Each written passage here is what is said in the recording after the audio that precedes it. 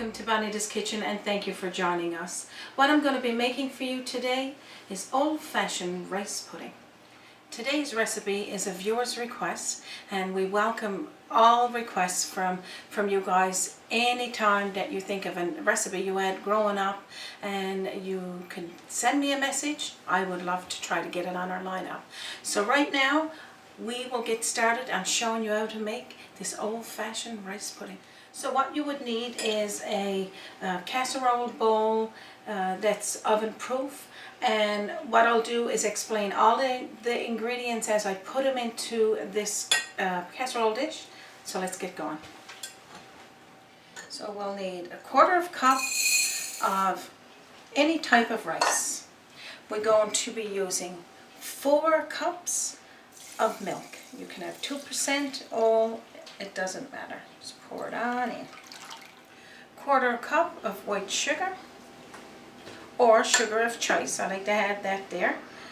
1/4 of a teaspoonful of salt. And we're going to be using a 1/4 teaspoonful of nutmeg. You could use the ground nutmeg or you can grate it yourself. You can get just a little nutmeg nuts, and then we're going to be using about a teaspoonful of grated lemon, so the lemon zest. So you're going to eyeball it, about a teaspoonful in one of these lemons, so you can eyeball it, just grate it on into the dish.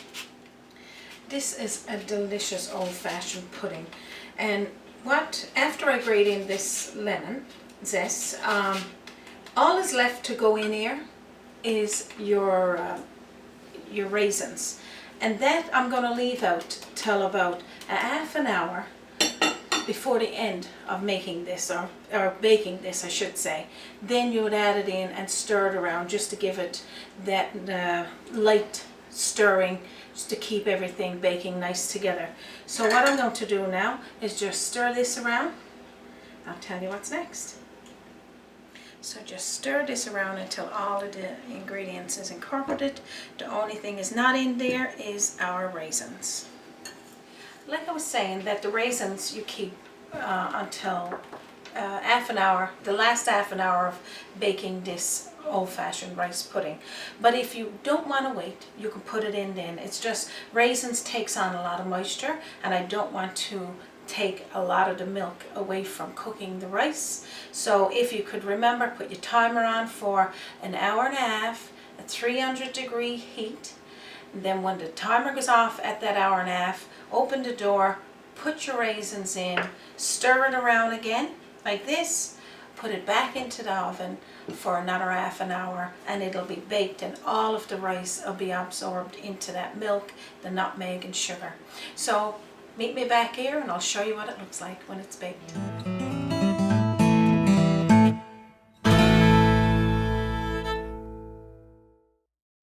Welcome back to Bonita's Kitchen, and thank you for joining me once again. I'm going to say our rice pudding is baked, but because it's a 2-hour baking time and you need that little time to cool, mine is already baked because I baked one in advance. I'm going to show you what it looks like. I'm going to cut it and display it for you and have a little taste.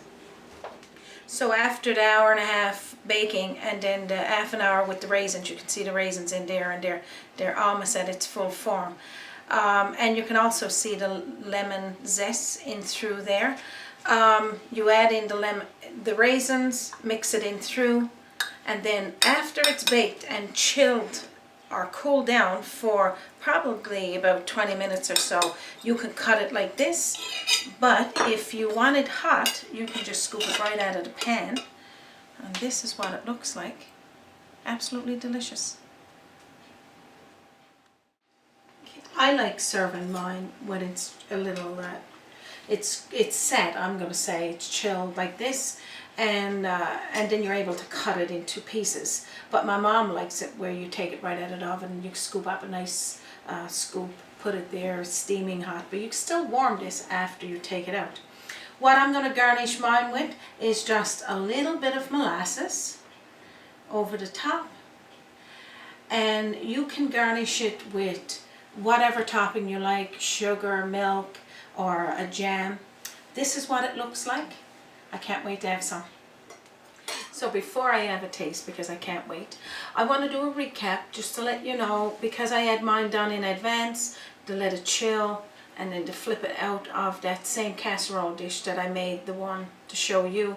After you put all the ingredients in, put it in a oven, your preheated oven for 300 degrees for 1 hour and a half first, and then a half an hour at the end when you put your raisins in. Stir the raisins in through that mixture. It will absorb all of that liquid, all of the milk. It'll come out looking like this, and you can flip it out onto the plate if you want it cool. If you want it hot, take it right from the pan, just scoop it out, put it in your plate, and put whatever you want on the top. So I'm going to have a taste of this now, and I'll tell you what it tastes like.